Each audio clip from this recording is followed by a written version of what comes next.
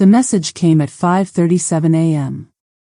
I remember the time exactly because I had just poured myself a cup of coffee, the house still wrapped in morning silence. The birds hadn't begun their song yet, and I had that moment every mother secretly craves, stillness, the kind that lets you remember who you were before the world started needing pieces of you. Then my phone buzzed. It was from Julia.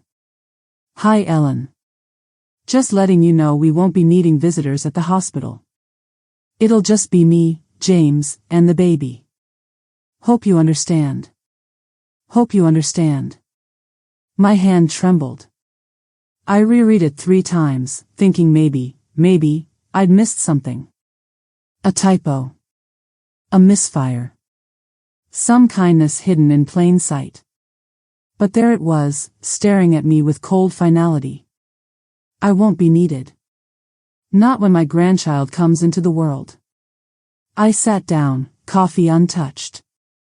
The steam curled up and vanished into the air, just like the years I had poured into this family. I had known Julia to be distant. Polite, always. Too polite, maybe. The kind of person who said, "thank you," like it was a formality, not a feeling. But never cruel. Not outright. Now, reading those words, I realized cruelty doesn't always scream. Sometimes, it just deletes you from the most sacred moments of your child's life. The lump in my throat tightened, hot and dry. My fingers curled around the phone. I waited. Surely James would say something. Surely my son, my only son, would follow up with a, "Mom, we'll FaceTime you." It's just the hospital rules, or even a whisper of, "I wish things were different." But silence. Nothing. Just that one message. I stood in the kitchen alone, the refrigerator humming beside me, the clock ticking loud enough to break my heart. Was this what I had become to them? A complication? My grandchild was coming into the world, and I was being told, no, dismissed, like a neighbor you forgot to invite to the barbecue. And that was just the beginning. I placed the phone face down on the table like it might poison me if I kept looking at it. The kitchen window caught a sliver of early sun, casting golden light on the counter where I'd once made James's school lunches. Peanut butter sandwiches cut diagonally, apples peeled and sliced thin. He hated the skin. I used to tell him, "I'll always take the tough parts off life for you, baby." But who was taking the tough parts off for me now? I stared at the message again. My finger hovered over the keyboard. I wanted to write something. Anything. But what do you say when you're told, gently but deliberately, that you're not welcome at one of life's most sacred moments? My mind flashed to when Julia first came into the picture. I welcomed her. I really did. I may not have loved her from the start, but I treated her the way I hoped someone would treat my own child, with kindness, with room to grow, with benefit of the doubt. But she always had a way of putting up velvet ropes around her world. I was allowed to peek in, but never step through. She smiled a lot, but her eyes always seemed busy, like she was listening to someone else in her head. And James, he changed. Slowly at first. I told myself it was just growing pains, marriage, life. But over time, his calls became fewer. His visits shorter. When I brought it up, he said, "Mom, you know how life gets." Yes, I do. I just didn't expect life to get so far away from me. The thing is, I didn't need to be there for the whole labor. I didn't expect to cut the cord or hold the baby before they did. But I wanted to sit in the waiting room. I wanted to be close. To be there the moment they needed a hand, a prayer, a familiar face. Instead, I'd be sitting at home, refreshing my phone, hoping someone would remember I existed. I stood up slowly, feeling older than I had in years. The walls around me, the same ones that had echoed with James's first giggles, felt tight and foreign. I walked to the fridge, opened it, stared at the leftovers like they might answer something. Then I closed it again. It wasn't about food. It was about being erased. And what haunted me most wasn't even Julia's message, it was James's silence. He must have known. He had to. And he let it happen. That was the moment something shifted inside me. Not anger, not yet. But the ache of a door quietly closing, from the inside. You don't raise a son for 30 years just to be told you're not needed when his child comes into the world. But that's exactly what happened. I was there when James came into this world screaming, red-faced, covered in that slick newness that only mothers understand. I was 22. Still living in a rented duplex with peeling paint in the bathroom and a refrigerator that groaned louder than I did in labor. His father was somewhere between a job interview and another lie. He didn't even make it to the hospital. But I did. I was there. I was always there. I raised James on my own. People love to call that strong, but the truth is it was lonely. I remember feeding him with one hand while balancing overdue bills with the other. I used to clip coupons at the laundromat, sitting on a cracked plastic bench, praying the detergent didn't run out before the last rinse cycle. Every fever, every school form, every scraped knee, I was the one who showed up. I worked nights at the diner. Morning shifts at the library. I missed sleep. I missed meals. But I never missed him. I remember when he had that asthma scare in 3rd grade. He couldn't breathe, blew around the lips. I broke every speed limit getting him to the ER. I held him upright in the back seat with one hand, steering with the other, screaming at God not to take my baby. And when he got accepted to college, I cried alone in the kitchen. I had saved every nickel, every birthday check from relatives, every tax return just to make sure he wouldn't have to take out a loan. He never knew that I didn't buy myself a new pair of shoes for 5 years. I glued the soles of my sneakers together until they cracked open again. I gave up dating, too. Men would ask, sometimes. But no one wants to be second to a child that's your whole world. And I wasn't about to apologize for loving my son more than I needed company. When James met Julia, I'll admit, I felt something shift. He didn't call me Mama anymore. Just Mom. And later, sometimes, just, yeah. But I thought, this is good. He's building his own life. That's what we do this for, isn't it? Still, I tried to be part of theirs. I bought her that expensive Dutch oven for her bridal shower. She didn't even unwrap it in front of me. I hosted Thanksgiving 3 years in a row and made sure to cook gluten-free stuffing even though it tasted like cardboard. I complimented her candle choices, her throw pillows, even that awful kale salad she always made. I bit my tongue more times than I can count. When they bought their first home, I gave them $10,000. Didn't ask for it back. Didn't expect a parade. Just wanted them to know I believed in them. But that wasn't enough. Apparently, all those years of sacrifice, of showing up, of holding my breath through storms and heartbreaks, that earns you silence. It earns you a cold text message and a locked door to the maternity ward. I stood at the window that morning, looking at the trees I'd planted with James when he was 8. He used to call them our soldiers. We gave them names. He would talk to them like they were brothers. Now, not even a whisper from him. Not even a warning. I sat down on the edge of my bed and finally let myself cry, not for me, but for the little boy who used to run barefoot across this house yelling, "Mom! Watch this." Where did he go? And who did I become in the process?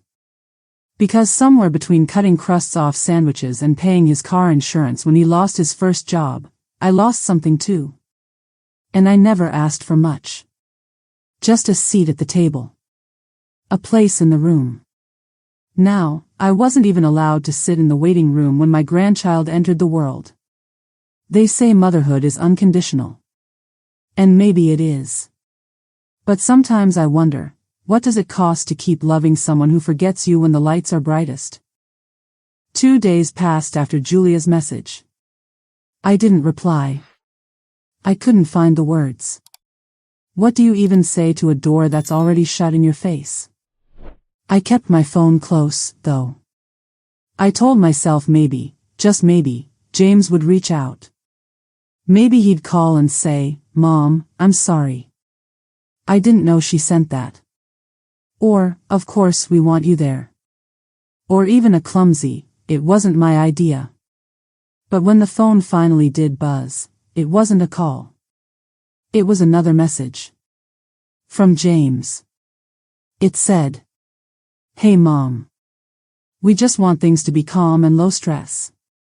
Julia's doctor said too many people at the hospital can cause anxiety.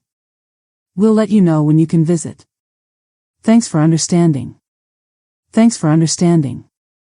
There it was again, like a refrain in a song I never wanted to hear. Like being told to sit down after a lifetime of standing by someone's side.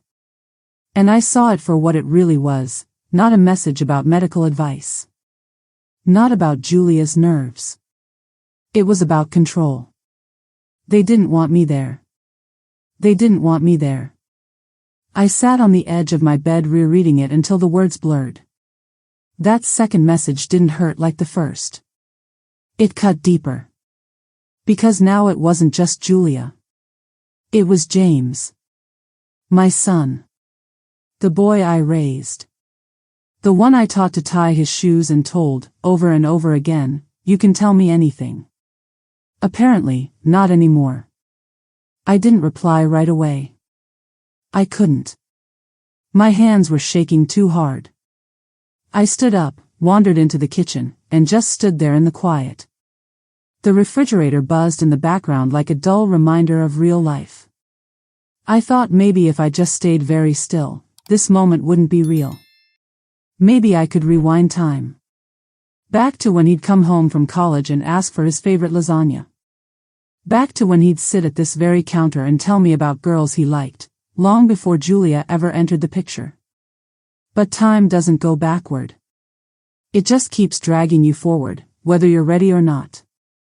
I finally replied later that evening. I typed, "Okay. Let me know how everything goes. I'll be thinking of you both." I stared at the message for nearly 5 minutes before pressing send. Every part of me wanted to scream instead. To write what I really felt. To tell him that I was the one who paced the floors when he had his first cold. That I was the one who took out loans to send him to college. That I was the one who held his hand after his first breakup and told him love would come again. And now that love had come, and taken him away. But I didn't say any of that. Because I knew it wouldn't land.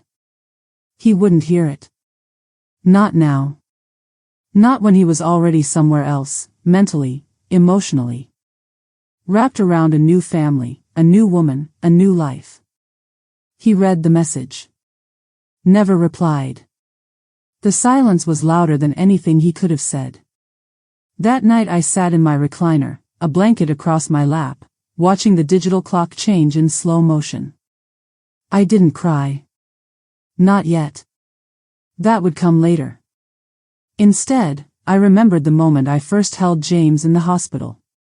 How tiny he was. How frightened I was.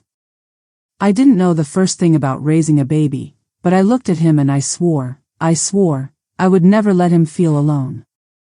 And now here I was, alone. The irony twisted inside me like a knife. At 10:12 p.m., I saw the announcement on Julia's Facebook page. A black and white photo of the baby's feet. "Welcome to the world, our perfect little girl." Hundreds of likes. Comments pouring in. But I wasn't tagged. I wasn't mentioned. Not even a "thank you, Grandma." They had cut me out completely. I refreshed the page 3 times, hoping, foolishly, that it would change. That maybe my name would appear. That maybe James would post something. Anything. But there was nothing. Nothing for me. They'd gone on with their life, and I was on the outside, looking in. That was the moment the tears finally came. But they weren't loud or dramatic. They were quiet, slow, and endless. Like rain falling on an old roof. Not enough to collapse it, but enough to make you feel the weight of every drop. And as I sat there crying, I knew something else too. This wasn't an accident. It was a choice. I didn't leave the house for 3 days after the baby was born. The sun came and went. The mail piled up. I didn't answer calls, not that many came. I'd heat up a pot of soup and forget to eat it. The silence in the house felt different now. It wasn't peace. It was punishment. A quiet so heavy it had weight, like grief. The 4th morning, I found myself back in the kitchen, standing at the sink, staring at the faucet. Not running the water. Just staring.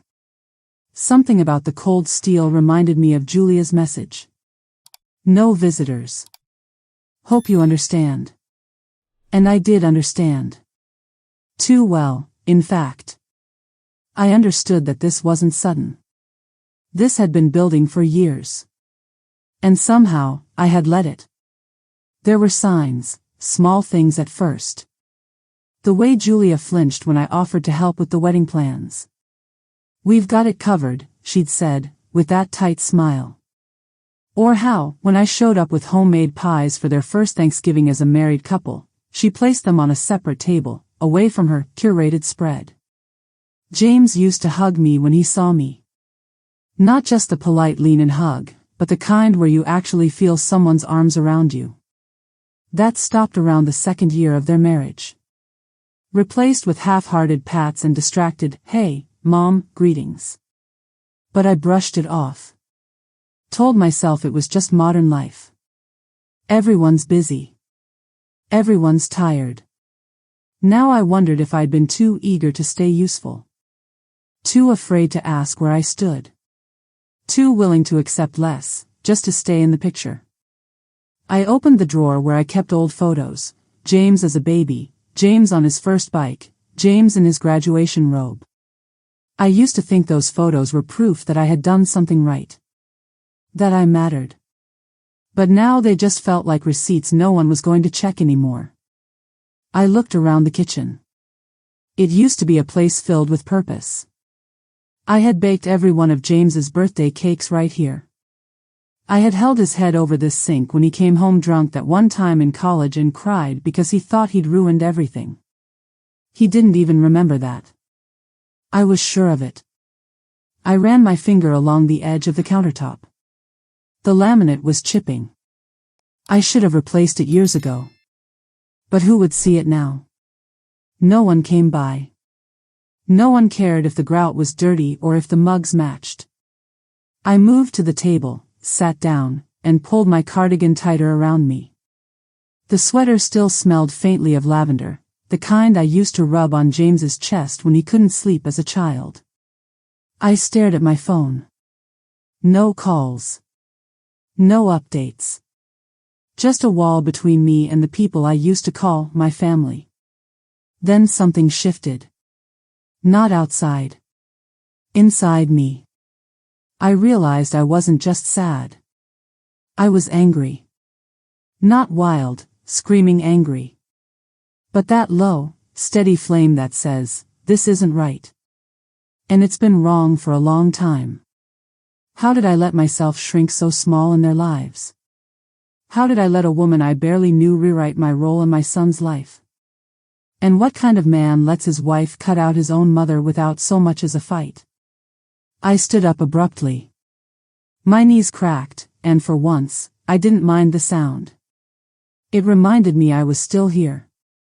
Still real. Still strong in the ways that counted. I went to the hall closet and pulled down a box I hadn't touched in years, James's baby blanket. I held it for a moment, pressing the soft flannel to my chest. Then I folded it gently and placed it back in the box. I wasn't going to beg. Not anymore. I was his mother. That would never change. But if he wanted to forget what that meant, then that was on him. I walked back to the kitchen, made myself a cup of tea, and sat by the window. The soldiers, the trees James and I planted, stood tall, even in the winter light. Unmoved. Unapologetic. Still holding their place in the world. Maybe it was time I did the same. It was the following Tuesday when Martha showed up, uninvited, as usual, and exactly when I needed her most. She didn't knock. She never does. Just pushed the door open with her hip, balancing a Tupperware of chili in one hand and a six-pack of ginger ale in the other. "You looked like hell in your last Facebook post," she said, without even looking at me. "So I figured you hadn't eaten." I forced a smile. That photo was from 3 months ago. Exactly my point. Martha has been my best friend for over 30 years. We met working third shift at the same diner, slinging hash browns and refilling coffee for truckers who never left tips. She's loud, unfiltered, and unbreakably loyal. The kind of woman who would key your ex's car without you asking, but also bring you soup when your heart was broken. She set the food down on the kitchen table and looked around. "You haven't changed a damn thing in this house since the Bush administration." I didn't answer. I was too tired to pretend. She sat across from me and poured 2 glasses of ginger ale, sliding one toward me like it was whiskey. "All right," she said. "Let's hear it." What did she do now? I didn't have to clarify who she was. I sighed. They didn't want me at the hospital. When the baby came. Martha blinked. What? She sent a message. Said they weren't having visitors. Then James followed up, said they wanted a calm environment. Martha's lips tightened. A calm environment. Sure. I bet her mother was there, though. I nodded slowly. Of course she was. Her name was on the announcement. And yours wasn't. I shook my head. Martha leaned back in her chair, folded her arms. Ellen. Honey. I've tried to bite my tongue over the years, because I know that's your son. But enough is enough. She looked at me hard. You have done everything for that boy. Everything. And now she's got him acting like you're a burden? Like you're lucky to be tolerated? I swallowed, the lump in my throat too familiar now. I didn't think it would be like this. I thought when the baby came, maybe something would shift. Oh, something shifted, Martha muttered. She just made sure it shifted away from you. I shook my head again. He's not cruel. Not really. No, she said, but he's weak. And that's worse. I flinched. But I didn't argue. Because she wasn't wrong. Martha sighed and reached across the table, placing her hand over mine. Her rings were cold, but her grip was steady. You have been giving and giving and giving, Ellen. Hoping it would earn you love. Respect. A place at the table. I stayed quiet. But here's the thing about tables, she continued. If they have to be begged for a chair, it was never really your table to begin with. I let that sink in. She leaned in closer. Let me ask you something. Do you know what's going on with your name on the will? On the house? On your accounts? I blinked. What? Don't look at me like that. You said you gave them 10 grand for the down payment on that house. And didn't you say James is on your bank account, in case of emergencies? I nodded slowly. Yeah, but only so he could help if anything ever happened. Well, she said, something has happened. Your heart's been shattered. That's enough for me to call it an emergency. I hadn't thought about the money in weeks. Months, maybe. It had just always been there, quiet, untouched. A safety net for me, and maybe for James if something ever went wrong. But something inside me stirred. Martha saw it. I'm just saying, Ellen. Maybe it's time you stop playing the role of silent mother and start protecting yourself. Emotionally. Financially. Legally, if you have to. I swallowed. I don't want to hurt them. They've already hurt you. We sat in silence for a moment. The kitchen felt warmer now, like her words had lit a match inside me. Not a fire of vengeance, just the beginning of clarity.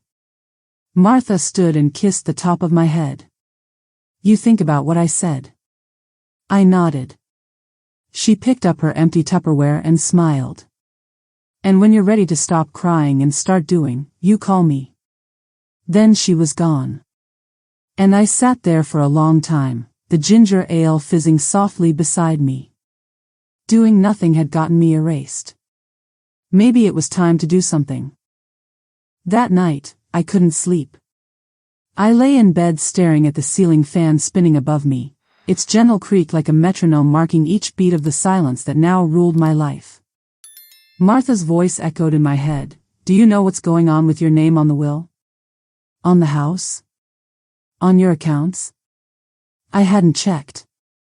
Not once. Not because I trusted blindly, but because I never imagined I needed to. At 2:14 a.m., I got up. Made myself a cup of tea I didn't finish. And opened my laptop. I hadn't logged into my bank account in months. James had helped me set up the online access years ago, back when he still called me every Sunday. I reached for the little notebook I kept in the kitchen drawer, the one with old passwords, appliance manuals, and emergency numbers. The login worked.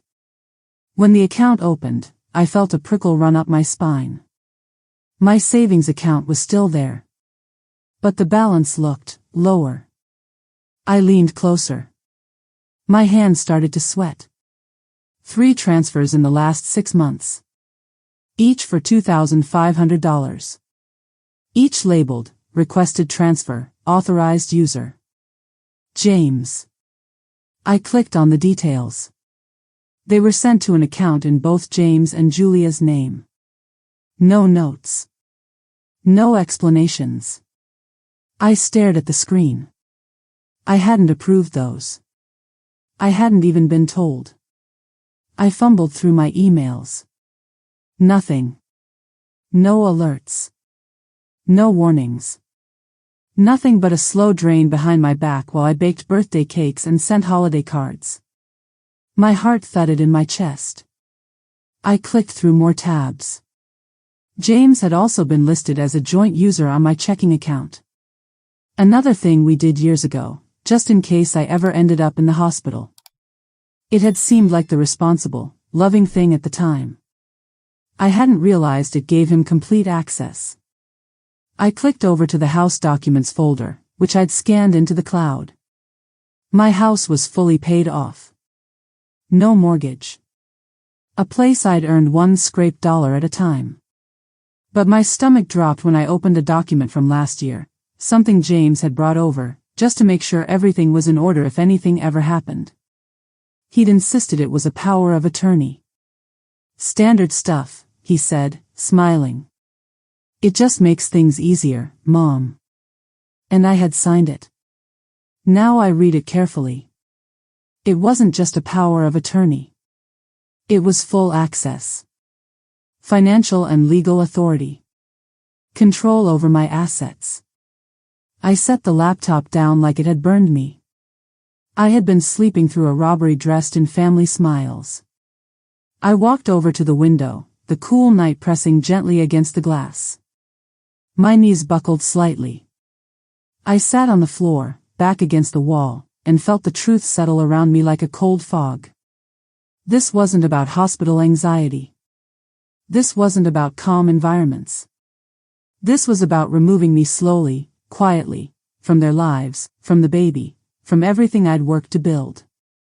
And they were using what I gave them, my trust, as the tool to do it. Tears came then. Not from sadness. From fury. I had always believed love meant sacrifice. That giving was how you proved your worth. That if I just showed up, they would too. But love without boundaries isn't love. It's servitude. And I had signed away pieces of myself, hoping to stay close.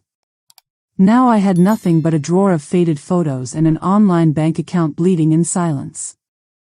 I wiped my face, stood up, and stared at my reflection in the microwave door. Tired eyes. Unwashed hair. A woman who had been too loyal for too long. Martha was right. It was time to stop crying. Time to start doing. The next morning, I didn't make tea. I didn't sit by the window. I didn't even glance at my phone. Instead, I got dressed, jeans, a clean sweater, my sturdy walking shoes, and I drove straight to the bank.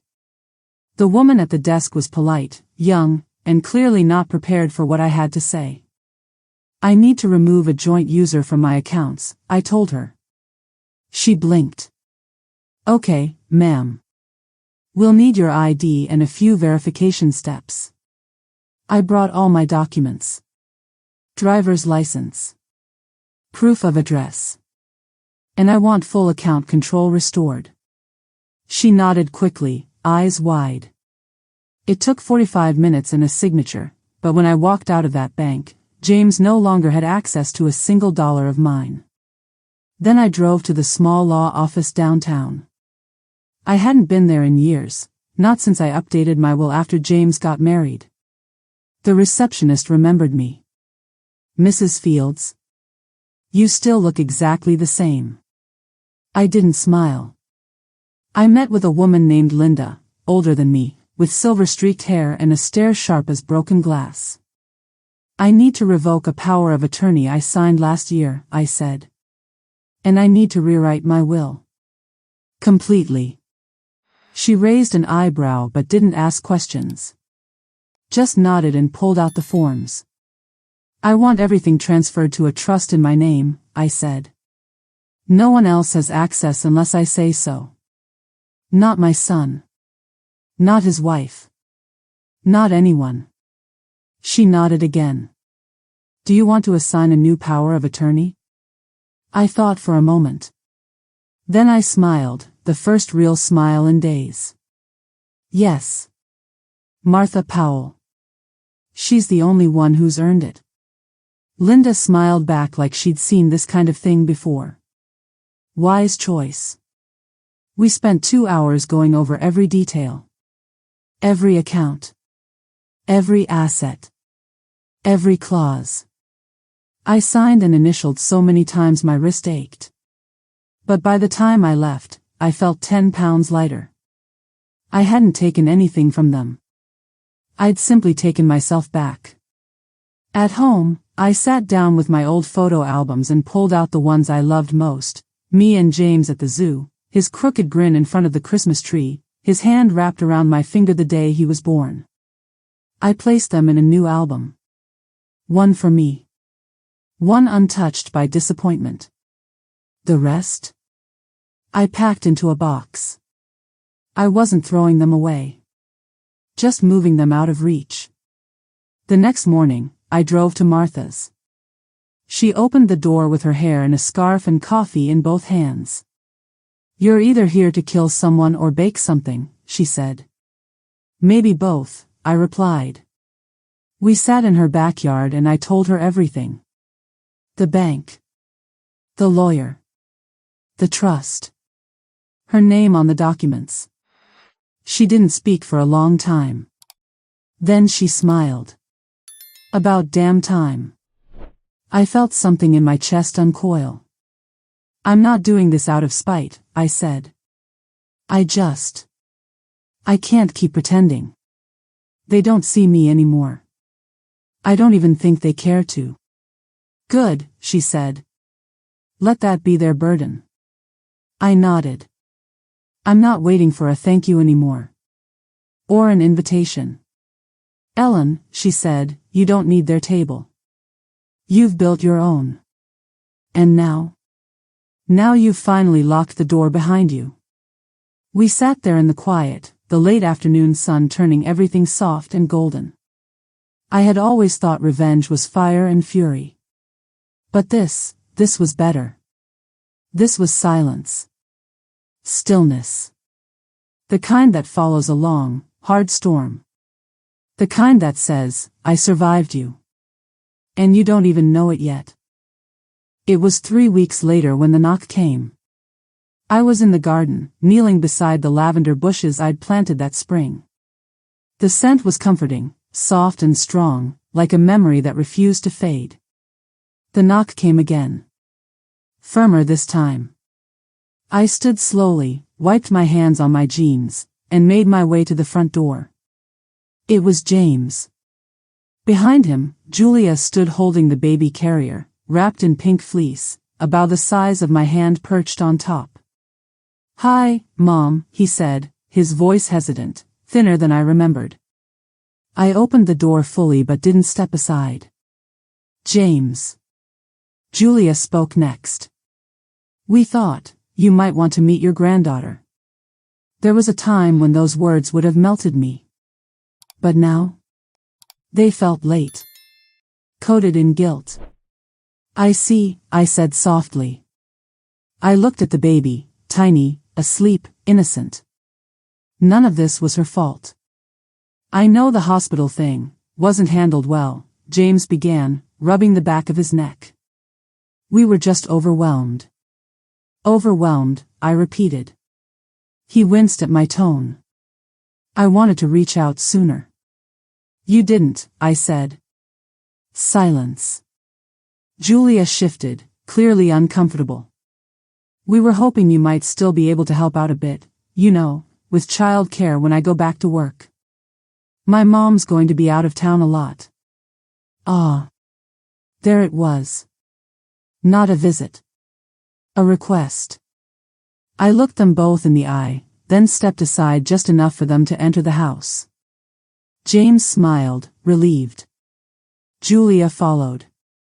They sat in the living room, same room where James had opened birthday gifts as a boy, same room where Julia had unwrapped her bridal shower gifts while barely meeting my eyes. I made no offer of tea.